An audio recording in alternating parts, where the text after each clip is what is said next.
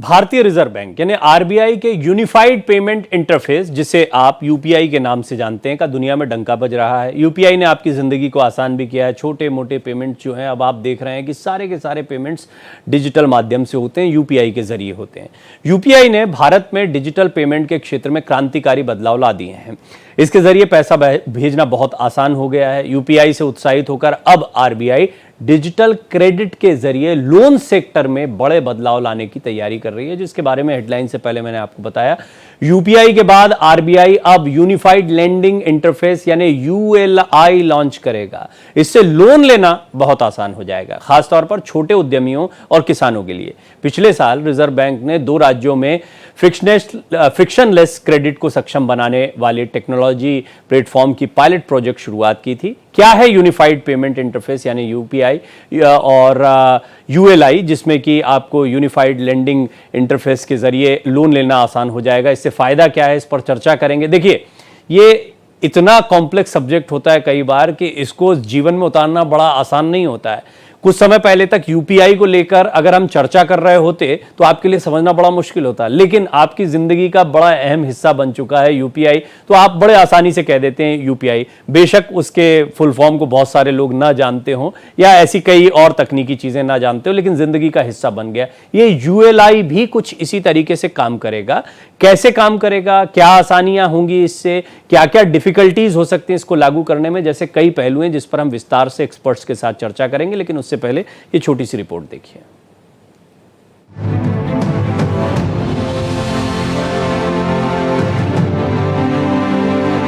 भारतीय reserve bank ने loan sector में काम को आसान और सहज बनाने के उद्देश्य से बीते साल यूनिफाइड लेंडिंग इंटरफेस यानी यूएलआई की पायलट परियोजना की शुरुआत की थी और अब जल्द ही इसे लॉन्च किया जा सकता है। इस इंटीग्रेटेड लोन प्लेटफॉर्म को खास तौर पर छोटे और ग्रामीण क्षेत्रों के लोगों के लिए आसानी से और कम समय में कर्ज मुहैया कराने के लिए तैयार किया जा रहा है। जिस तरह से यूपीआई के आने के बाद पेमेंट सिस्टम में क्रांति देखने को मिली और उसके तौर तरीकों में बड़ा बदलाव आया, ठीक ऐसे ही उम्मीद लोन सेक्टर में बदलाव के लिए जताई जा रही है। रिजर्व बैंक ने एक नया इंटरफेस पोर्टल बनाने की घोषणा की है, उस पर काम कर रहा है। वो इंटरफेस का नाम है यूएलआई यानी यूनिफाइड लेंडिंग इंटरफेस। ग्राहक या एमएसएमई का व्यापार करने वाले इस इंटरफेस पर जाकर अपने लोन को अप्लाई कर सकेंगे। Continuing on this journey of digitalization of banking services, last year we launched a pilot of a technology platform which enables frictionless credit. From now on, we proposed to call it the Unified Lending Interface. I repeat, the Unified Lending Interface, that is ULI. Unified lending interface banking सेवाओं के डिजिटलीकरण का हिस्सा है। ULI दरअसल digital data मुहैया कराता है, जिसमें तमाम डेटा प्रोवाइडर्स से लोन लेने वालों तक के लैंड रिकॉर्ड भी शामिल होते हैं, जो कि क्रेडिट वैल्यूएशन में लगने वाले समय को कम करने में मदद करता है। Bureau report, Bharat express. और देश के कुछ बड़े जाने माने अर्थशास्त्री इस पूरे मामले के जानकार मेरे साथ पैनल में जुड़ने जा रहे हैं। आइए उनसे परिचय आपका करवा दें। आकाश जिंदल साहब जाने माने अर्थशास्त्री हैं, वो जुड़ रहे हैं मेरे साथ। अश्विनी राणा फाउंडर हैं वॉइस ऑफ बैंकिंग के। रजत मिश्रा कई मसलों पर मेरी मदद कर चुके हैं, टेक एंटरप्रेन्योर हैं, उनसे भी बातचीत करेंगे। दिलीप भट्ट जी हैं, इंडस्ट्री एक्सपर्ट हैं, उनसे भी हम बातचीत करेंगे। सभी मेहमान मेरे साथ मौजूद हैं और हमने कुछ चीज़ों को सुना है। मैं शुरुआत जिंदल साहब आपसे करना चाहूँगा। पहले तो ये, जैसा मैंने कहा कि यूपीआई अगर कुछ समय पहले बैठकर हम चर्चा कर रहे होते, इसके फुल फॉर्म को समझने की कोशिश कर रहे होते, तकनीक, तो कोई शायद सोचता भी नहीं। लेकिन अब जब जिंदगी का हिस्सा बन गया है कि आपको सब्जी वाले को पेमेंट करना है, रिक्शा वाले को पेमेंट करना है, आपकी जिंदगी में अब कैश नहीं दिखाई देता, यूपीआई दिखाई देता, तो बड़ा आसान हो गया। ये यूएलआई ऐसा कुछ क्रांतिकारी कदम होगा क्या आने वाले संक्षेप में? मैं जरा ओपनिंग कमेंट से शुरुआत करूंगा सबके। जी जी मैं संक्षेप में बता देता हूं। ना सिर्फ क्रांतिकारी कदम होगा लेंडिंग में, ये ओवरऑल इकोनॉमी की ग्रोथ के अंदर बहुत बड़ा रोल प्ले करने वाला है। प्रवीण जी, इसमें क्या होगा, इससे क्या होगा, क्रेडिट की अवेलेबिलिटी बहुत इजी हो जाएगी और क्रेडिट की अवेलेबिलिटी जब इजी हो जाएगी तो डिमांड और कंजम्पशन और बढ़ जाएगी। और आप जानते हैं, आप एक नॉलेजेबल एंकर हैं, कि इंडियन इकोनॉमी की स्ट्रेंथ है डिमांड और कंजम्पशन। तो लैंडिंग तो बहुत फास्ट हो ही जाएगी। लैंडिंग तो जो है इंटीरियर्स में भी फास्ट हो जाएगी, डॉक्यूमेंटेशन हैसल्स इन चीजों से मुक्त हो जाएगी काफी हद तक, पूरी तरह तो नहीं, बट साथ ही साथ लैंडिंग की इजी अवेलेबिलिटी की वजह से डिमांड और कंजम्पशन बढ़ जाएगी। तो हिंदुस्तान की जीडीपी ग्रोथ आज जो दुनिया में हाईएस्ट है, मेरा ये मानना है ऐसे क्रांतिकारी कदमों से और बढ़ जाएगी। 0.5% जीडीपी ग्रोथ और बढ़ने की संभावना है। साथ में जब डिमांड और कंजम्पशन होगी तो जीएसटी कलेक्शन और इनकम टैक्स कलेक्शन बढ़ेगी। मतलब मैं सिर्फ ये कह रहा हूं कि ना सिर्फ ये लोन के क्षेत्र में, लैंडिंग के क्षेत्र में एक क्रांतिकारी कदम है, ये ओवरऑल इकोनॉमी की ग्रोथ में भी बहुत बड़ा रिकॉर्ड प्ले करेगा। कारण क्या है, इसमें लैंड रिकॉर्ड्स जो बन चुके हैं, लैंड डेटाबेस जो है उसको यूज किया जाएगा। तो लैंड के लिए उतने सारे कागज, उतने सारे डॉक्यूमेंट्स लोगों को नहीं लाने पड़ेंगे। साथ ही साथ आधार और पैन के साथ, क्योंकि आपकी इनकम टैक्स की रिटर्न कनेक्टेड है, तो वो भी इजीनेस हो जाएगी। तो मेरे हिसाब से बहुत ही बढ़िया क्रांतिकारी कदम हो जाएगा। क्रेडिट इजीली अवेलेबल हो जाएगा। जो कुछ लोग कहते थे कि लोन के लिए हमें चक्कर काटने, धक्के खाने, वो मंजूर नहीं है जी, वो सब चीजें दूर हो जाएंगी। तो मेरे हिसाब से तो एक पाथ ब्रेकिंग जो है चीज होने की संभावना है। ये आपने बताया क्या क्या फायदे होंगे। तो अश्विनी राणा जी को हमने इस रिपोर्ट में भी सुना। राणा साहब, मुझे ये बताइए कि इसकी आवश्यकता क्यों महसूस हुई? अभी ऐसे क्या हालात हैं कि हमको इसकी जरूरत थी? देखिए, हालात तो जैसे आकाश जी ने कहा कि हम डिजिटलाइजेशन की ओर जा रहे हैं, पूरा देश उस तरफ जा रहा है और रिक्वायरमेंट ज्यादा है, प्रेशर ज्यादा है, तो बैंकों के ऊपर भी एक दबाव रहता है। और लोग जैसे कहा कि बार बार बैंक में नहीं जाना चाहते, तो और बार बार नए नए ऐप भी मार्केट में आप देखते हैं आते हैं, लोग उसके झांसे में फंस जाते हैं।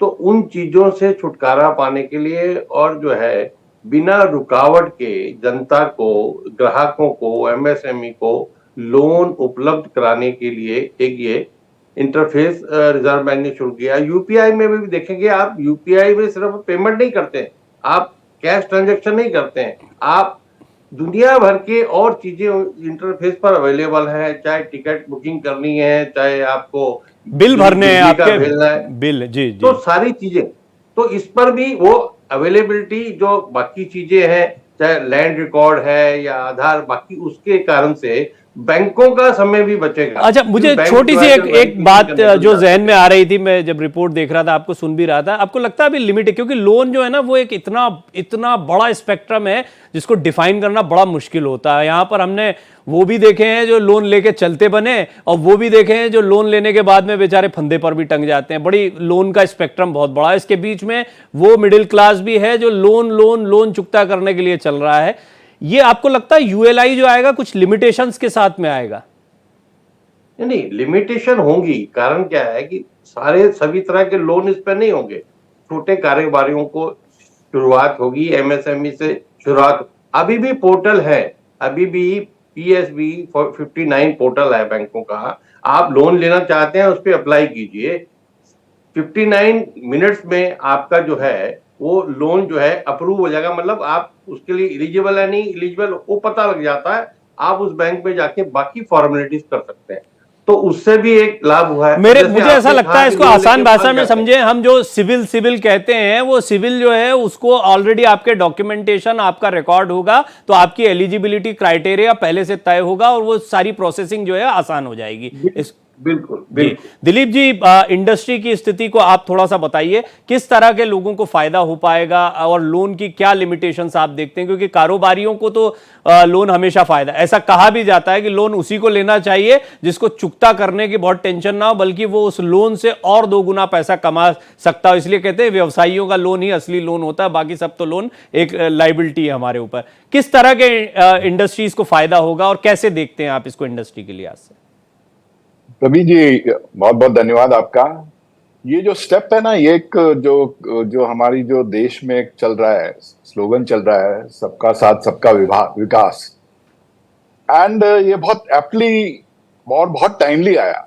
अगर आप देखिए, यूपीआई आया था, यूपीआई में 2024 में करीब अंदाजन, I don't remember the right number, करीबन 13 लाख करोड़ ट्रांजैक्शन हुए, एंड उसकी वैल्यूएशन थी समथिंग ह्यूज वैल्यूएशन।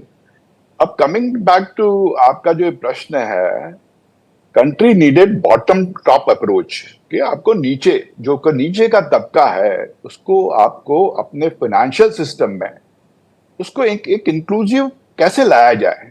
देखिए, आज एक सोचने और समझने वाली बात है, एक फार्मर है, एक मजदूर है, एक छोटा विक्रेता है, वो कहां से पैसे लेता है जब उसे जरूरत पड़ती है? वो जाता है जमींदार के पास, वो जाता है साहूकार के पास, एंड उस क्लचेस में आज 70 80 100 साल से हमारा जो फार्मर है, हमारा जो छोटा तबका है, वो हमारे इस इंक्लूसिव सिस्टम में आया ही नहीं। सो अब आप देखिए, उस बेचारे ने जो अपनी जमीन गिरवी रखी है, आज भी वो निकाल नहीं पा रहा है। एंड ये जो यूएलआई वाला जो स्टेप लिया है, this is the wonderful step taken. मुझे लगता है ये यूपीआई के पैरेलल लाना चाहिए था। तो प्रोबेबली गवर्नमेंट थॉट पहले जनधन लाया जाए, फिर आधार लाया जाए, फिर मोबाइल लाया जाए, फिर UPI, and that's the way. हाँ, बड़ी जनसंख्या में बड़ा फूक फूक कर कदम रखना पड़ता है, इम्प्लीमेंटेशंस जो हैं उनकी फिजिबिलिटी को देखते हुए आगे बढ़ना पड़ता है। रजत से भी मैं जरूर, क्योंकि रजत खुद एक एंटरप्रेन्योर। रजत, अच्छा पहले तो मुझे ये बताइए आप कि आप खुद एक एंटरप्रेन्योर के नाते इस तरह की किसी स्कीम या इस तरह की किसी नए इंटरफेस को लेकर कितने उत्साहित हैं और आपको कितना फायदा होगा एक एंटरप्रेन्योर के नाते? जी धन्यवाद प्रवीण जी। पहले तो सबसे पहले ये डेफिनेटली है कि इसमें एक ये इनोवेटिव कदम है, और जो क्रांतिकारी शब्द यूज किया जा रहा है मेरे हिसाब से डेफिनेटली ये बन सकता है। इसके दो पहलू हम बात करते हैं। पहले तो ये कि इसमें आगे क्या किया जा सकता है, स्पेशली स्टार्टअप्स और एंटरप्रेन्योर्स क्या कर सकते हैं, लेकिन उससे एक स्टेप पहले कि एग्जैक्टली आपने पहले सवाल जो पूछा था किन हालातों में लाया गया, इन हालातों में आने के लिए भी बहुत से स्टार्टअप्स जिम्मेदार हैं और एप्स जिम्मेदार हैं, जिनमें सबसे इंपॉर्टेंट चाइनीज एप्स आते हैं, जिन्होंने छोटे लोन्स देना शुरू किया ज्यादा हाई इंटरेस्ट रेट में, लोगों को बहला के फुसला के, और उसके बाद उनसे रिकवरी के नाम पे बहुत ज्यादा अत्याचार किया लोगों पे। ये एक फैक्टर।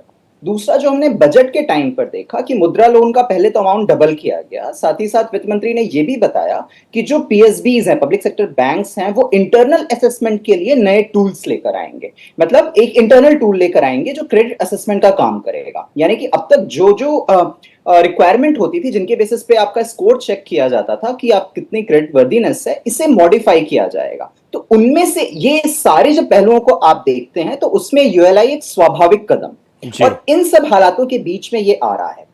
अब यहां पर किसी भी जो नई कंपनीज रहेंगी उनके लिए दो तरह के फायदे होंगे।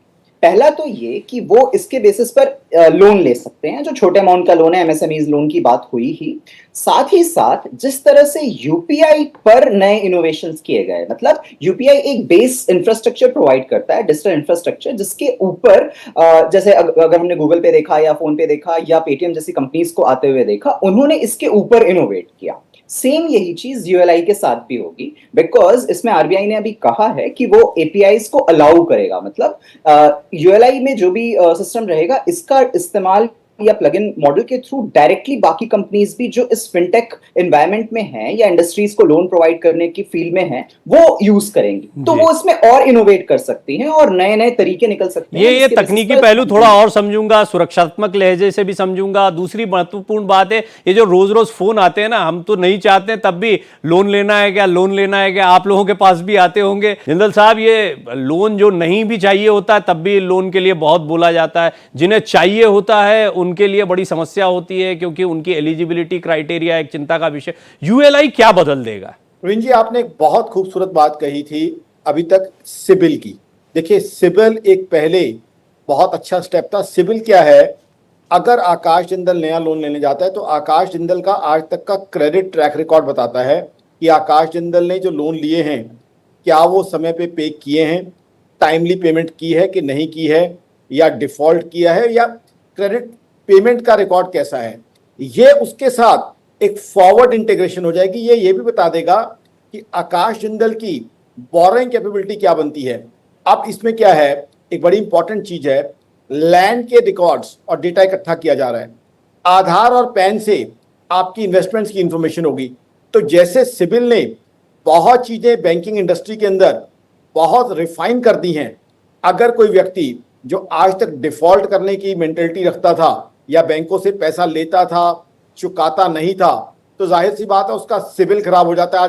आजकल आपने कॉमनली भी सुना होगा कि मेरा तो सिबिल खराब है, तुम्हारा सिबिल खराब हो जाएगा, तो उसे बोरोइंग नहीं हो पाती। सिमिलरली यहाँ पे बोरोइंग कैपेबिलिटी में वो क्लैरिफिकेशन आ जाएगी कि आपके लिए वो बहुत क्लैरिटी होगी कि आपकी बोरोइंग कैपेबिलिटी कितनी बनती है, और आपको जगह जगह जमीन जायदाद के और कागज उठा के जाने नहीं पड़ेंगे।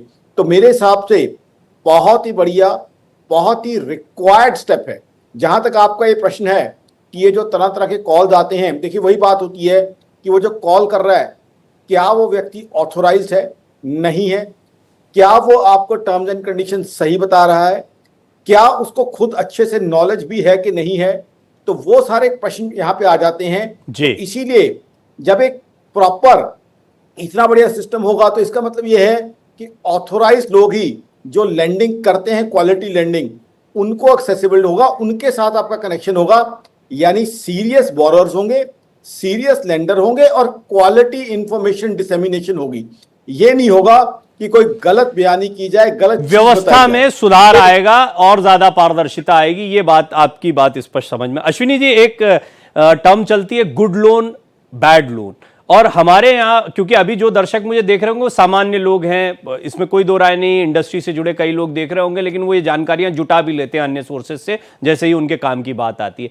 आम लोगों के जीवन में ये जो लोन या कर्जा शब्द में इसको अगर सीधे सीधे कह दूं तो वो आया क्रेडिट कार्ड की लोकप्रियता के माध्यम से। देखा हमने, धीरे धीरे बढ़ते चले गए, लेकिन उसने एक्स्ट्रा बर्डन भी दे दिया। कैसे ये अलग होगा? थोड़ा ऐसा ना हो कि ऐप पर आ गया है तो फिर लोन लेने की फितरत भी बढ़ जाए। नहीं, ऐसा कुछ नहीं है। देखिए, जो जेन्युइन लेंडर है उसको तो कोई दिक्कत नहीं है, उसके लिए तो एक सुविधा है, एडिशनल बेनिफिट है कि बैंक में उसको जाना नहीं, उसने लोन अप्लाई कर दिया है, बैंक में गया है, बैंक उसको प्रोसेस कर रहा है और उसके सारी वेरिफिकेशन कर रहा है, डिजिटली वेरिफिकेशन कर रहा है, और वेरिफिकेशन के बाद जब वो समझ लेता है कि भाई यू आर एलिजिबल, तो वो बैंक उसको बुलाएगा कि यू कम, आइए आप डॉक्यूमेंटेशन कीजिए और आपको लोन मिल गया। पहले बार बार जाना पड़ता था, एक चीज ले गई, बैंक ने कहा ये नहीं चाहिए, ये चाहिए, तो उसके हिसाब से ये एक बहुत अच्छा क्रेडिट कार्ड से कितना डिफरेंट होगा? या क्रेडिट कार्ड जैसे बहुत तेजी से आया, कई लोगों को जरूरत नहीं थी, उनको भी बार बार ऑफर करके पकड़ा दिए गए, धीरे धीरे वो उस चेन का हिस्सा बन गए। फिर जिस सिबिल की बात कर रहे थे अभी जिंदल साहब, वो सिबिल तो कई लोगों का इसी चक्कर में बिगड़ गया। बिल्कुल, मेरा अपना खराब है, स्टेट बैंक ने मेरे साथ बदमाशी कर रखी है, खैर वो विषय है, लेकिन यहाँ पर वैसा नहीं है। यहाँ पर लोगों को सुविधा देने के लिए और फोर्सफुली नहीं कहा जाएगा कि आप लोन लीजिए। देखिए, आज इस सरकार के आने के बाद छोटे से बड़े लोन तक के लिए सरकार ने बहुत सुविधाएं दी हैं, और उसमें मेरा ये भी कहना है कि बहुत लोग उस सुविधा का नाजायज फायदा भी उठाते हैं कि जहां बिना गारंटी के 2 करोड़ रुपए तक आपको सरकार एमएसएमई को लोन दे रही है और लोग उसके बाद लोन वापस ना करें, तो इससे शर्म की बात कुछ नहीं है, क्योंकि पब्लिक मनी है, पब्लिक मनी को आप इस्तेमाल करिए और वापस करिए ताकि किसी और जरूरतमंद को भी वो मिले। लेकिन ये एक प्रोसीजर होगा कि आपको आसानी से लोन अप्लाई करना, लोन की वेरिफिकेशन होना, आपकी वेरिफिकेशन होना, तो इट इज ए हम एक ऐसे दौर में हैं जहां पर अब हमने देखा है कि कितने बड़े बड़े लोन लेकर कितने बड़े बड़े भगोड़े भी बैठे हुए हैं, तो वो भी एक बड़ा चिंता का विषय रहता है। हालांकि हम जब बात करते हैं यूएलआई की, तो क्या भट्ट साहब हम किसी एक सेगमेंट को टारगेट करते हुए बात कर रहे हैं, इन जनरल बात कर रहे हैं, यूपीआई जितना ही पॉपुलर और सामान्य जनों में लोकप्रिय हो जाएगा, या आपको लगता है कि नहीं, इसका दायरा जो है थोड़ा सीमित रहेगा? एक्चुअली जहां तक मुझे, मैं जितना मैं समझ सका हूँ इस पूरे प्रोसेस को, this will be as popular like UPI, क्योंकि जो गवर्नमेंट की सोच है या आरबीआई की जो सोच है इसके पीछे, जो छोटा व्यापारी है, छोटे से छोटा व्यापारी मैं कह रहा हूँ, जो पान बीड़ी शॉप वाला है, फॉर एग्जाम्पल कोई फार्मर है, और जैसे और कोई जो छोटा उद्योग, जो छोटे कारोबारी हैं, जैसे ट्रेन में भी आपने देखा होगा, तो उनके पास कोई सोर्स नहीं, कोई जरिया नहीं है। एंड ये जो प्रोसेस ये बना रही है government, this will bring the transparency as well as build the trust with the people, क्योंकि he is very very secured kind of a thing, उसको पता है मुझे। And this will be, and इस पे पूरा ड्यू डिलीजेंस होगा, as are rest of the speakers talked about it. ये बहुत ही सिंप्लीफाइड प्रोसेस होगा, एंड वेरी वेरी ट्रांसपेरेंट होगा। ट्रांसपेरेंसी होना बहुत जरूरी था। एंड मैं एक और चीज आपको बता दूं, कॉस्ट ऑफ लेंडिंग, जो डॉक्यूमेंटेशन प्रोसेस होता था बैंकिंग का, that used to be really cumbersome. आज भी हो रहा है। आज आप हाउसिंग लोन लेने जाइए तो इट्स रियली कम्बरसम। अगर आपको 5 लाख या 2 लाख का भी लोन चाहिए, it's a very documented process. So वो एक कॉस्ट कम हो जाएगी बैंकिंग के पास भी, और आसान हो जाएगा। As one of my colleague said कि भाई जो यूपीआई, सॉरी, ये जो जीपे है, फिर आपके पेटीएम वगैरह जो फिनटेक्स है, इनमें भी और इनोवेटिव आइडियाज आएंगी। And this will also create the workforce. बहुत बड़ा एक वर्कफोर्स क्रिएट होगा, क्योंकि जो आज उनके पास जो सिस्टम्स अवेलेबल है, अगर उसको एनहांस करना है तो उसमें लोगों की जरूरत होगी, उसमें टेक की जरूरत होगी, डे टू डे लोगों की जरूरत रहेगी। एंड दिस मेरा what I am seeing it, this will bring absolute transparency and this will bring lot of trust with the people. मेरी तो पूरी सिंपैथी है उन मेरे फार्मरों से, जो कि बेचारे बरसों बरसों उस बंधन में जकड़े हुए हैं। And end of the day, देखिए, ये बड़ा आपने बड़ा मार्मिक जो है एक बात को छेड़ दिया। आगे का एक बेस मैं जरा दर्शकों के सामने रख देता। 2-3 महत्वपूर्ण सवाल हैं। ये लोन ले तो लेते हैं, लेकिन लोन की जो वसूली है वो एक बहुत बड़ी चिंता होती है। मैं आऊंगा आकाश जी आपके पास, उससे पहले रजत मुझे थोड़ा सिक्योरिटी के बारे में बताइए। ब्लॉकचेन टेक्नोलॉजी को लेकर हम कई बार पढ़ते रहे, समझने की कोशिश करते रहे, और वो शायद इंक्लूड भी हो चुकी है, लेकिन उसके तकनीकी पहलू में हम नहीं जा पाते। यूपीआई जब आया तो उसमें सुरक्षा या डिजिटल पेमेंट्स की सुरक्षा को लेकर बड़ी चिंताएं रही थी। यूएलआई जब आ रहा है तो हम कितने सक्षम होते जा रहे हैं ओवरऑल कि डिजिटल वर्ल्ड बना दें या डिजिटल इकोनॉमी हम बना दें और सुरक्षित भी रहें? जी प्रवीण जी, ये सबसे बड़ा सवाल है इस पे पर्टिकुलरली, और आरबीआई गवर्नर ने इस पे बात भी की है कि ये डेटा सिक्योर रहेगा, और लेकिन अभी भी कुछ संशय बना हुआ है, मैं ये कहूँगा। देखिए, सबसे इंपॉर्टेंट चीज है कि कंसेंट बेस्ड डेटा शेयरिंग होगी, जो एक इंपॉर्टेंट फैक्टर है। यानी कि जब भी किसी को रिक्वायरमेंट होगी और वो कंसेंट प्रोवाइड करेंगे, उसके बाद ही बैंक उस डेटा को एक्सेस कर सकती है। हालांकि इसकी बात नहीं हुई है, बट मुझे लगता है कि इसमें रिवोक का भी सिस्टम होगा, कि यानी कि 30 डेज या आप जो भी लिमिट सेट करते हैं, उसके बाद वो डेटा का कंसेंट भी रिवोक हो जाएगा। यानी 30 दिनों के बाद या 15 दिनों के बाद बैंक उस डेटा को एक्सेस भी नहीं कर पाएगा। तो इस तरह के फीचर्स, जैसा हमने आयुष्मान भारत डिजिटल मिशन के साथ देखा था, उस तरह की चीजें हमें देखने को मिलेंगी, जो मेडिकल हेल्थ रिकॉर्ड के लिए होता है। लेकिन जो चीज प्रॉब्लमेटिक है, पहला तो ये कि अभी भी हमारे पास प्रॉपर डेटा का लॉ नहीं है, डेटा का एक प्रॉपर एक्ट नहीं है जो इन चीजों को, अगर कुछ गड़बड़ होती है तो क्या होगा, इसको हैंडल कर पाए।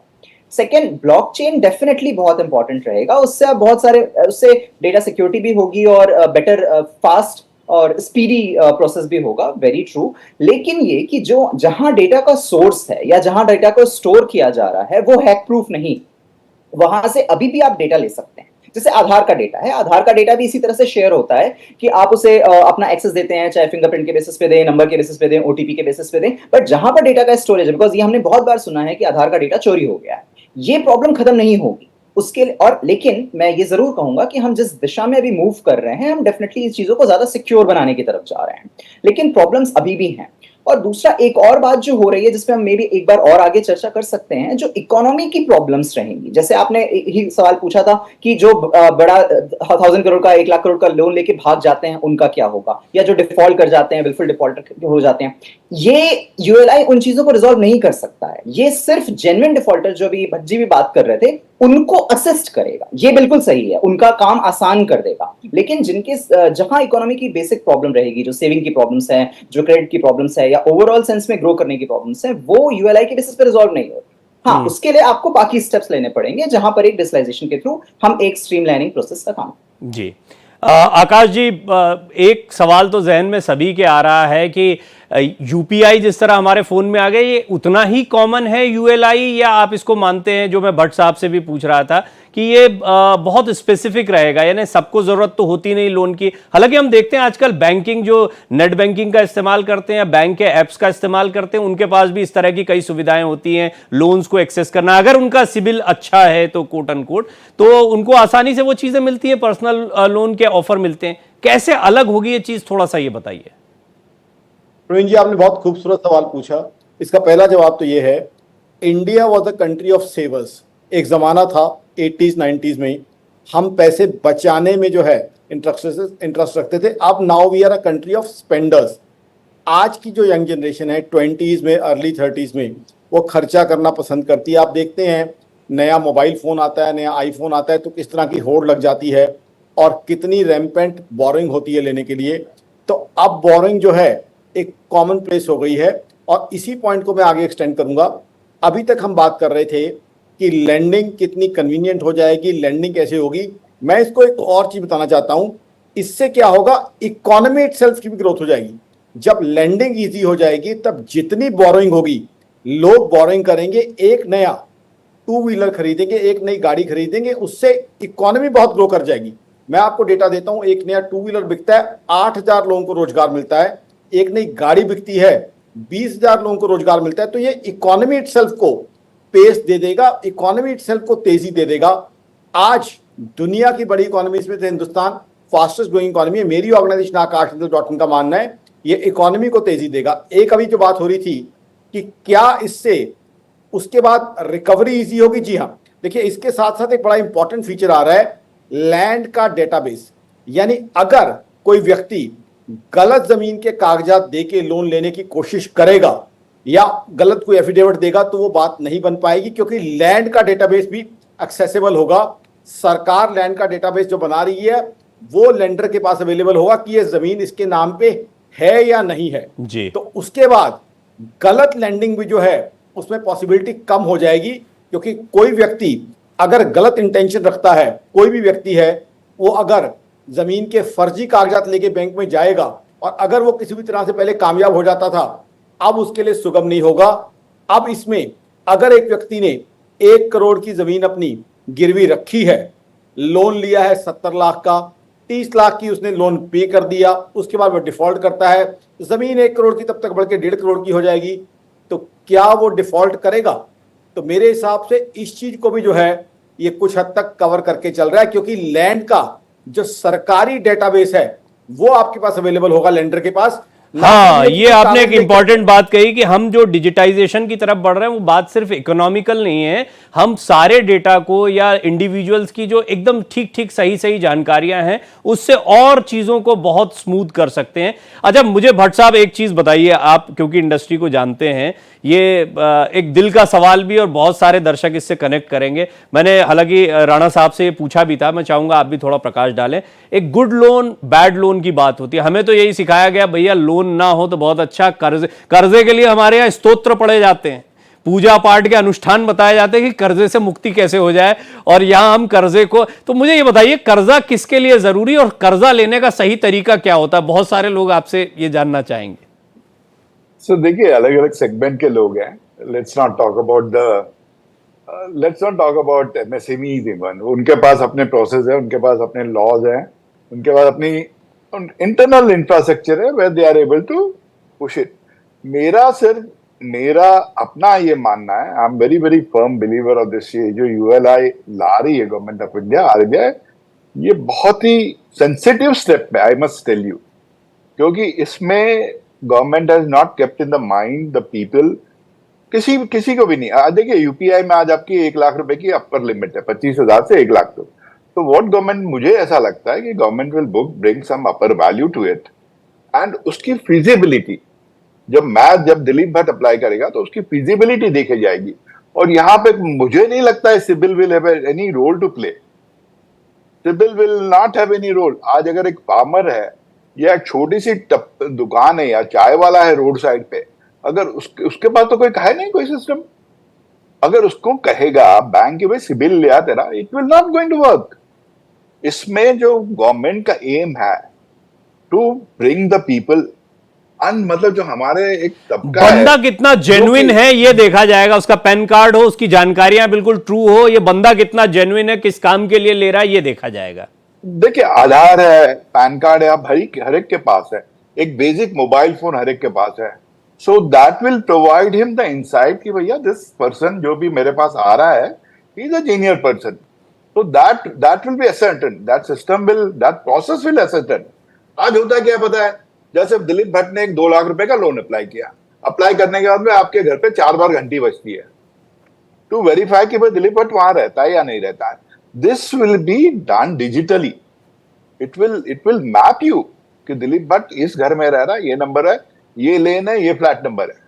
Nobody will bother you कि भाई वो आपके घर आएगा फिर घंटी मारेगा. सो एज एन एक्सपर्ट आपको क्या लगता है, हम कितने तैयार हैं इस चीज के लिए कि बिल्कुल हमारे पास डिजिटल डेटा इतना फुल प्रूफ है कि अब हम इसके लिए जा सकते हैं कि लोन भी दे दें और ये बंदा है वहां पर, जबकि आज भी पुलिस वेरिफिकेशन कई चीजों का होता है, बस छोटी छोटी चीजों में हो रहा है. नहीं हो रहा है आज भी. You are very right, very true. आज भी पासपोर्ट का आज भी वेरिफिकेशन हो रहा है जी. आपका एक बार पासपोर्ट बना उसके बाद भी हम जब जाते हो तो पासपोर्ट का वेरिफिकेशन होता है जी. There will be upper limit. And आज आकाश जी ने बहुत एक्चुअली बताया कि भाई land records all data government already, मुझे जहां तक मेरा मानना है, the inputs I have, government has already mapped it by and large. काफी मैसिव मैपिंग हो चुकी है इसकी. एंड व्हाट विल हैपन, इसमें जाएगा कौन जी? प्रवीण जी, इंपॉर्टेंट ये है कि who are the people, the beneficiary कौन है इसमें? जो लोअर तबका है, जो इस देश की मेजर आबादी है, उसको आप फाइनेंशियल इंक्लूसिविटी दे रहे हो, उसको एक दायरे में ला रहे हो, एक सिस्टम में ला रहे हो, उसको बता रहे हो कि भैया तू हमारा एक साथी है, you are part and parcel. आज भी वो फार्मर, मुझे I don't have a data, मुझे आज भी मेरा मानना है कि लाखों करोड़ों फार्मर आज भी उस जमींदार और उस घूसखोर के इसमें फंसे हुए हैं बेचारे, and they not been able to come out. This is the only best way for them to get out. बढ़िया, आपने बहुत अच्छे से इसकी एक उपयोगिता को समझाया. आपने एक चीज और एक मैं छोटा सा ऐड कर दूं, जी. And the rate of interest will be very very transparent. उसकी ईएमआई क्या बननी है, that will be known to the person and he can keep on watching. उसका पूरा database will be available the day he makes an application. जैसे मैंने आज application की, लॉन्च की, तो मुझे पता चलेगा मेरी एप्लीकेशन का स्टेटस क्या है, उसे कहीं जाना नहीं है. ये इस चीज में ट्रांसपेरेंसी आ जाएगी अगर इसको एक, ये जो इतना डिफिकल्ट प्रोसेस रहा है. अच्छा आकाश जी बहुत लोगों को बहुत सारी सलाह देते हैं, हम लोगों के साथ बैठे तो हम लोग भी थोड़ी सलाह ले लेते हैं. ये थोड़ा सा हम देखते हैं कि लोन वही लेता है जिसको लोन से और 2 गुना 3 गुना पैसा कमाना हो. आकाश जी, यही सवाल मैं आपके सामने रखता हूं, थोड़ा अलग तरीके से रखता हूं कि ये लोन जो है, इसको हम एक तो देखते हैं अपने शौक पूरे करने के लिए बहुत सारे लोग लोन लेते हैं, बैड लोन की तरह उसको देखा जाता है. एक गुड लोन होता है कि भाई लोन मैं इसलिए ले रहा हूं कि जैसे रजत हैं या कई और स्टार्टअप्स को देखता हूं, एंटरप्रेन्योर्स को देखता हूं कि वो इन्वेस्ट करेंगे और उनको पता है कि फिर वो टर्नओवर को बढ़ाएंगे, कंपनी बड़ी करेंगे, बेचेंगे, यानी बड़ा प्रॉफिट निकालेंगे. तो आपको लगता है कि ये लोन को लेकर समझ भी विकसित करने की आवश्यकता है और उस दिशा में भी कुछ ये यूएलआई करेगा कि धीरे धीरे लोग लेंगे तो उनको समझ में भी आएगा? आपके सवाल का पहला हिस्सा बहुत बहुत बढ़िया है. बहुत ही आपने जो है off beat, out of the box question पूछा है. बिल्कुल लोन को लेके समझ बिल्कुल डेवलप होनी चाहिए. ये लेंडर्स की तरफ से एक मुहिम होनी चाहिए और बोरोअर्स को भी समझ होनी चाहिए. और फिर आप जैसा चैनल इस चीज को बहुत अच्छे तरीके से पेश कर रहा है, आप जैसा आप नॉलेजेबल एंकर यहाँ बैठा है, और आकाश जिंदल जैसे इकोनॉमिस्ट की भी ड्यूटी है कि इस चीज को बताए कि लोन आपको सबसे पहले कितना लेना चाहिए, किस एक्सटेंट तक लेना चाहिए, कितना रिस्पॉन्सिबल बोरिंग आपको करनी चाहिए, और रीपेमेंट आपकी बिल्कुल स्मूथ रहे, हैसल फ्री रहे, इस चीज को कैसे इंश्योर किया जाए. और फिर अगर आप बोरिंग करते हैं किसी पॉजिटिव काम के लिए, तो उसमें आप मान लीजिए कोई इंडस्ट्री लगा रहा है, अब स्मॉल स्केल एमएसएमई है, उनकी अपनी फंडिंग है 50 लाख की, 20 लाख रुपए उन्हें और चाहिए. अब प्रॉफिटेबिलिटी अच्छी खासी आ रही है, 15 लाख रुपए की प्रॉफिटेबिलिटी आ रही है, 20 लाख की और फंडिंग है जिसको वो रेगुलर बेसिस पे पे कर रहा है, तो वह बहुत ही रिस्पॉन्सिबल बोरिंग है. साथ ही साथ अपना कैश फ्लो देखेंगे वो कि इतना मेरा कैश फ्लो आ रहा है, इतना जो है मेरे पास नकदी आ रही है, तो उससे जो है लोन भी रीपे होता जाएगा. और साथ ही साथ क्या प्रॉफिटेबिलिटी मार्जिन इतना है कि उतनी बोरिंग के बाद आपकी ऑपरेटिंग कॉस्ट के बाद आपको उतना पड़ता, जिसे कहते हैं हिंदी में वायबिलिटी, वो पड़ती है, वो देखनी बहुत जरूरी है. जब कोई बोरो कर रहा है उससे क्या है, एक बहुत हेल्दी क्रेडिट मार्केट हम डेवलप कर पाएंगे. और हेल्दी क्रेडिट मार्केट बहुत ही एक बढ़िया चीज है, उससे बैंक्स के लिए भी अच्छा बिजनेस होगा. साथ ही जो बोरोअर्स हैं उनको कैपिटल मिल जाएगी अपना अपनी एंटरप्रेन्योरशिप खड़ी करने के लिए, अपना बिजनेस खड़े करने के लिए. तो आई थिंक इसके लिए बहुत जरूरी है कि जो बैंकर्स, जो लैंडिंग के लिए ऑफिसर्स हैं, जो लोगों के साथ डील कर रहे हैं, वो उनकी नॉलेज भी बढ़ाएं. उससे क्या होगा, बैंकर के लिए क्या फायदा है या फाइनेंस कंपनी के लिए क्या फायदा है, उनकी जो डेलिंक्वेंसी है, उनके जो डिफॉल्ट्स हैं, वो बहुत कम रह जाएंगे, शायद 0.01% रह जाएंगे। उनकी रिकवरी अच्छी होगी, रिकवरी रेट अच्छा होगा तो बैंकर्स फिर रेट ऑफ इंटरेस्ट भी कम कर सकते हैं। इंडिविजुअल बोरोवर के बारे में भी एक टिप्पणी करिए क्योंकि वो बहुत ज्यादा एनकरेज हो जाते हैं ऐसी चीजों में। इंडिविजुअल बोरोवर्स को आप क्या सलाह देना चाहेंगे? इंडिविजुअल से मेरा मतलब है जो अपने शौक के लिए, या आपने खैर गाड़ी का एक एग्जांपल दिया है, वो भी जरूरी चीजें होती हैं, लेकिन फिर भी ये बहुत एनकरेज हो जाती है तो कई बार बाद में परेशानी का सबब भी बनती है अगर इनकम पर नहीं सोच रहे हैं, सिर्फ बोरोइंग पर सोच रहे हैं आप तो। बहुत आपने इंपॉर्टेंट बात कही। देखिए, वो भी अपना कैश फ्लो देखें, जैसे मैंने कहा बिजनेसमैन का कैश फ्लो है, इंडिविजुअल भी अपना कैश फ्लो देखें। अभी अगर आप स्टूडेंट हैं और आप बोरिंग कर रहे हैं 1 लाख की, 1.5 लाख की किसी मोबाइल फोन या गैजेट के लिए, तो क्या आपका कैश फ्लो उस तरह का है कि आप उसको रीपे कर पाएंगे? हाँ, अगर आपने जॉब ज्वाइन कर ली है, जॉब में आप 70,000 80,000 रुपये महीना कमा रहे हैं, तो एक कैश फ्लो जनरेट हो रहा है, उससे आप पे कर सकते हैं। फिर आप जॉब जो ज्वाइन कर बैठे हुए हैं उसको लेके आप कितना आश्वस्त हैं, कितने सिक्योर्ड हैं उस जॉब को लेके आने वाले 2 साल 3 साल के लिए, उस चीज को भी देखें। देखिए, लोन लेके लाइफस्टाइल के ऊपर इन्वेस्ट करना आज की यंग जनरेशन की आदत हो गई है, मैं उसके खिलाफ नहीं हूं, बट अपना कैश फ्लो मैनेजमेंट वो देखें।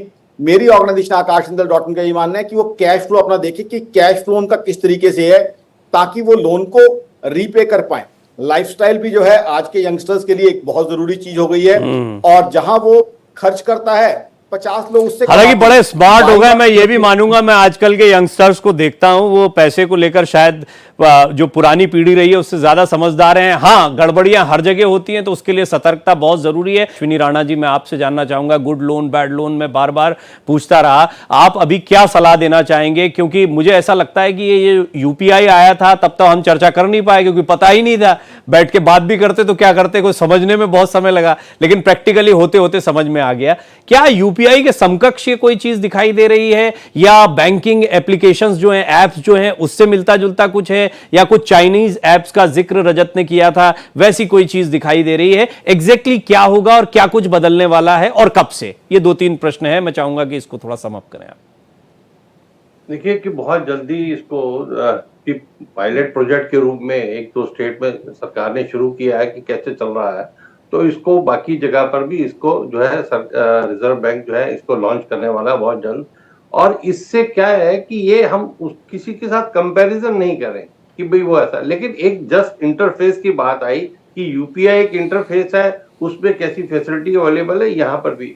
लेकिन ये ध्यान रखें कि ये जो इंटरफेस होगा ये अभी जो है छोटे कारोबारी और एमएसएमई के लिए फोकस है, क्योंकि बाकी जो आपके रिटेल लोन है, चाहे क्रेडिट कार्ड है, कार है, उसके लिए आपका जो अपना बैंक का जो ऐप है उसके थ्रू भी आप अप्लाई कर सकते हैं, तो उसमें कोई बहुत बड़ा इशू नहीं है।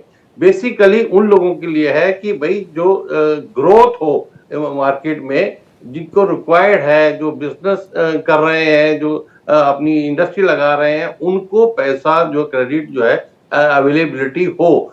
और जहां तक बीच में बात आई कि सिक्योरिटी की, तो सरकार ने भी बैंकों को निर्देश दिए हैं कि आप अपनी डिजिटल सिक्योरिटी के ऊपर फोकस करें, मैक्सिमम आप अपने जो आईटी के लोगों को एम्प्लॉय करें, ताकि ये सारी जो आने वाला टाइम है, बैंकिंग मतलब एक डिजिटल बैंकिंग की ओर जा रहा है। पहले हम हर काम के लिए ब्रांच जाते थे, आज ब्रांच में जाने की जरूरत नहीं है, हालांकि वो भी एक रिक्वायर्ड है कि वहां होना चाहिए, क्योंकि वहां प्रेशर भी ज्यादा है, स्टाफ भी कम है। तो इस तरह से ये करके जो है लोगों के एक सुविधा के लिए एक पोर्टल कहें, ऐप कहें, इंटरफेस कहें, जिससे कि उनको एक सुविधा होगी, बिना परेशानी के उनको लोन जो है आसानी से मिल जाएगा। उस तरह का एक ये कंसेप्ट है। हाँ, ये आपने मुझे एक इंपॉर्टेंट पॉइंट दिया है। रजत, थोड़ा सा ये बताइए मुझे, आपकी अभी तक जो लोन मिलते हैं वो भी हम देखते हैं कि कार लेने जाओ तो बड़ी आसानी से वहीं खड़े रहते हैं सब बैंक वाले, मकान लेने जाओ तो मिल जाते हैं आपको, इसी तरह से। हाँ, बिजनेस के लिए जो लोन है वो बड़ा तो क्या कागजी कार्यवाही जो है वो थोड़ा सा कम हो रही है और बिजनेस सेक्टर को या एमएसएमईज को इससे थोड़ा फायदा हो रहा है? ये एक फर्क है जो अभी तक की लोन प्रणाली चल रही है उसके मुकाबले। जी, थोड़ा सा फर्क तो डेफिनेटली इसमें पड़ेगा। एमएसएमईज को ज्यादा फायदा होने वाला है और एक्चुअली गवर्नमेंट, ये जैसे हमने बजट की बात की ही थी, तो वो ट्राई ये कर ही रहे हैं कि इस तरह के लोन्स ही ज्यादा से ज्यादा लिए जाएं जो थोड़े प्रोडक्टिव हों, यानी कि जिनका कुछ ज्यादा इस्तेमाल किया जा सके। तो जो क्रेडिट कार्ड के लोन्स हैं वो डायरेक्टली इसमें अभी बिल्कुल भी नहीं आ रहे हैं, लेकिन बाद में क्या होगा जब यूएलआई सेटअप हो जाएगा और इसमें सारी इंफॉर्मेशन आ जाएगी, तो क्रेडिट कार्ड या फिर जो सर ऐप की बात कर रहे थे, बैंकिंग एप्स, वो भी अब उनके एपीआईज को कॉल करेगी, मतलब वो भी यूएलआई का इस्तेमाल कर रही होंगी। बाकी वेरिफिकेशन भी होगा बट यूएलआई के थ्रू भी जा रहा होगा। तो इस तरह की नई नई चीजें और इसमें आएंगी। पर एक बात जो अभी मुझे प्रॉब्लम के तौर पर अभी हमें हाईलाइट करके समझने की जरूरत है, वो है फाइनेंशियल लिटरेसी को बढ़ाना बहुत इंपॉर्टेंट है। ये नहीं होना चाहिए कि आगे के टाइम पे ऐसा हो जाए कि लोग लोन लेना शुरू कर दें ज्यादा से ज्यादा। क्रेडिट कार्ड के केस हमने देखा, चाइनीज कंपनीज का केस हमने देखा, एक बार झिझक खुल जाती है इस तरह के छोटे लोन्स लेने की तो ये साइकिल बन जाता है। और दूसरा ये कि साथ ही साथ जिसमें हम बात कर रहे हैं विलेजेस, बिकॉज ये किसानों के लिए भी और रूरल एरिया से भी लोग रहेंगे, बहुत बार उनके साथ फर्जी वाड़े भी बहुत होते हैं। जैसे कि किसी ने आपके नाम से वो चीजें करा दी और फाइनली आपका कंसेंट ले लिया उस जगह पर, बोला कि भाई आप यहाँ पे सिर्फ अंगूठा लगा दीजिए, काम हो जाएगा और इसी बहाने आपको 3 लाख रुपए मिल जाएंगे, मान लीजिए। वो उसको ये नहीं पता है कि ये 3 लाख रुपए लोन है, वो तो ये सोच रहा है कि सरकार ने उसको 3 लाख रुपए बेच दिए हैं और उसमें से 20% उसने कमीशन ले लिया और वो निकल गया। अब वो जो गांव ग्रामीण है वो पटाता रहे लोन। इस तरह की बहुत सी प्रॉब्लम्स और आने वाली हैं जिनके लिए हमें पहले से जरूरी है कि फाइनेंशियल लिटरेसी को प्रमोट किया जाए। और एक और पार्ट जो इंपॉर्टेंट है वो सेविंग का है। देखिए, ये डिमांड ड्रिवन है, बिल्कुल कंजम्पशन को बढ़ाएगा, लेकिन जो सेविंग डाउन हो रही है, जिस पर थोड़ा सा फोकस कम हुआ है, उससे बढ़ाना बहुत जरूरी होगा। बिकॉज कंजम्पशन सिर्फ अभी भी 1% है जो खींच रहा है इंडिया का, और 10% में कुछ लोग आते हैं जो इसको कंज्यूम करते हैं, पर बाकी जो अभी भी 90% जनता है वो सेविंग्स से चल रही है और वो सस्टेनेंस पर यूज कर रही है इन चीजों का। तो ये प्रोडक्टिव होना चाहिए, न कि कंजम्पशन। वेरी इंपॉर्टेंट, बहुत इंपॉर्टेंट आपने कुछ पॉइंट्स रेज किए हैं रजत। भट्ट साहब, मैं उन लोगों में से रहा हूं जो अब इस उम्र में सोचता है कि काश 20-22 साल की उम्र में किसी ने सिखा दिया होता थोड़ा सा। जिस फिनेंशियल लिटरेसी की बात कर रहे हैं ना रजत, वो फिनेंशियल लिटरेसी तो अभी तक नहीं आती, बुढ़ापे तक नहीं आती। खैर, आप लोगों ने बिजनेस को पहले से चुना तो आप जो है फिनेंशियल चीज़ों को ज़्यादा बेहतर समझते हैं, लेकिन बहुत सारे लोग नहीं समझ पाते हैं। तो हमारे यहाँ पर एक बहुत बड़ी चुनौती ये बनती है कि बच्चे संघर्ष तो करते रहते हैं, बड़ा सपना देखते रहते हैं, पैसे वाला बनना है, ये हर एक का सपना है, किसी से पूछ लो, लेकिन पैसे वाला होता क्या है, कैसे बना जाता है, ये किसी को नहीं आता है। तो फिर ये उस पर अगर इस तरह की कोई योजना आती तो आप इसमें फिनेंशियल लिटरेसी को कैसे जोड़ना चाहेंगे, और अभी चलते चलते दर्शकों से या युवाओं से जो इसको देख रहे थे कार्यक्रम को अभी तक, क्या कहना चाहेंगे? कोई हिदायत आपकी तरफ से? रजत ने बहुत अच्छा वैलिड पॉइंट दिया। Financial literacy it's very very बहुत ही जरूरी है, बहुत ही जरूरी है। काम जो मेरे ख्याल से major population of this country पता नहीं है बेचारों को, they are very very naive, मैं कहूंगा। यस, तो this is very important. I believe that fintech and the collaboration of the bankers, उसमें रूरल बैंकर्स वगैरह, they would have a very very important role to play, and very very honest role has to be played. It's very critical that they play the honest role. अब जहां तक इस ULI का benefit मुझे लगता है, मेरे हिसाब से very very important in the farmer community which is the largest, then हमारी handicraft industry, then the cottage industry. जो बेचारे छोटे कलाकार हैं हमारे, जो आर्टिजन्स है, they will be the wonderful beneficiary of this. उनकी जो वो लोग जो इंटरमीडिएट से लोन लेते हैं 20%, 22%, 24%, उनकी कॉस्ट ऑफ प्रोडक्शन, उनका मार्जिन बढ़ जाएगा। So they will become a really inclusive of this whole society. आज वो इधर उधर पड़े हुए हैं because he doesn't want to go to bank. उसको पता है कि भाई आई वोंट बी एंटरटेन्ड। आज दिलीप भट्ट अगर बैंक में जाता है एक छोटा व्यापारी करके, you don't get that entertainment. उसको यहाँ पे क्या है, जैसे ऑनलाइन सिस्टम, उसे पता है मैंने भर दिया, उसे पता है मुझे क्या स्टेटस है, what money I need. And I believe, देखिए प्रवीण जी, कोई भी इस विचारधारा से नहीं जाता है कि मैं बैंक से लोन लूंगा and I am not going to pay it. कोई भी नहीं जाता है। I won't talk about other sector, I won't comment on the industry, that's altogether different game plan. But एक नीचे के तबके का आदमी जब भी बैंक में जाता है, वो हाथ जोड़ के जाता है और उसकी कोई मंशा नहीं रहती कि मैं डिफॉल्ट करूं।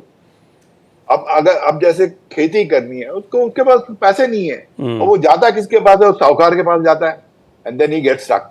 आप इस प्रवीण जी, इस पॉइंट को we must keep on driving it out. This is a very very, अब मुझे लगता है कि लॉन्ग टर्म में बहुत सारे इश्यूज होंगे जिनको एड्रेस किया जाना है। जो मैं कह रहा था ना कि इस दौर में क्यों आया है, तो इस दौर में हम इसके लिए तैयार हो गए हैं ऐसी किसी चीज को इंट्रोड्यूस करने के लिए, और लिहाजा इसको एक पायलट की तरह, जैसा अश्विनी जी ने भी बताया, रखा जा रहा है। फिर आने वाले दिनों में इसकी लोकप्रियता बहुत मुमकिन। हाँ, संक्षेप में, क्योंकि अब मैं शो को खत्म कर रहा हूं जी। आपके पास अब डाटा बेस है, as Rajat said, we have data available. आपके कोविड प्रॉब्लम है, आपका आधार हो गया, आपके बैंक जनधन खाते खुल गए, आपका डाटाबेस अवेलेबल है जी। मैं और लेकिन आप ही ने एक बड़ा अच्छा उदाहरण दिया था पासपोर्ट वेरिफिकेशन का, और वो वैसे वेरिफिकेशन बहुत सारे होते हैं। तो ये सारी चीजें होते हुए मैं तो चाहता हूं कि डेटाबेस अगर हमारा इतना मजबूत है तो बाकी चीजों में भी धीरे धीरे इन चीजों, और उम्मीद करते हैं कि ऐसा होगा। डिजिटाइजेशन के असली मकसद को हम तभी पूरा कर पाएंगे। बड़ी सुंदर चर्चा रही, बहुत सारी जानकारियां मिली हैं। अश्विनी जी आपका बहुत बहुत धन्यवाद, दिलीप जी आपका बहुत धन्यवाद, रजत आपका बहुत धन्यवाद, और जिंदल साहब भी हमारे साथ बहुत देर तक बने रहे, उनका भी बहुत बहुत धन्यवाद।